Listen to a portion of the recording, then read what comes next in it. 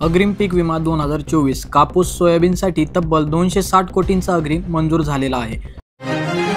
बातमी येत आहे नांदेड जिल्ह्याची। नांदेड जिल्ह्यात मागील वर्षी ऑगस्टच्या शेवटच्या आठवड्यात व सप्टेंबरच्या पहिल्या आठवड्यात झालेल्या मुसळधार पावसामुळे खरीपातील पिकांचे मोठ्या प्रमाणात नुकसान झाले होते।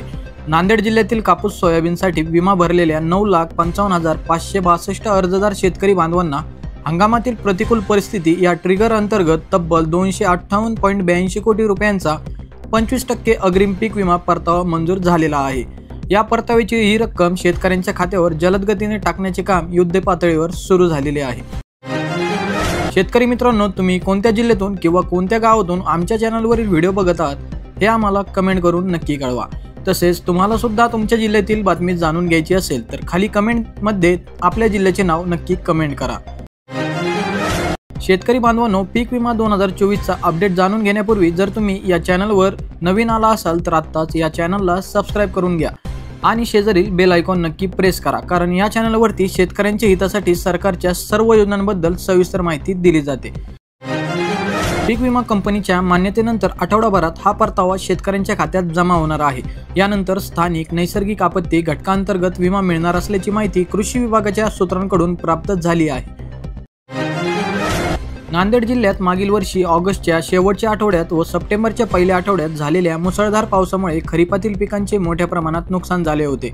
या नुकसानीबाबत शेतकऱ्यांना भरपाई मिळावी यासाठी तत्कालीन जिल्हाधिकारी अभिजित राऊत यांच्या अध्यक्ष असलेल्या जिल्हास्तरीय समितीने नांदेड जिल्ह्यातील सर्व तालुक्यांसाठी प्रधानमंत्री पीक विमा योजना 2024-25 अंतर्गत हंगामातील प्रतिकूल परिस्थिती अर्थात मिड सेशन इव्हर्सिटी अंतर्गत 25% अग्रिम विमा मिळावा अशी अधिसूचना लागू केली होती।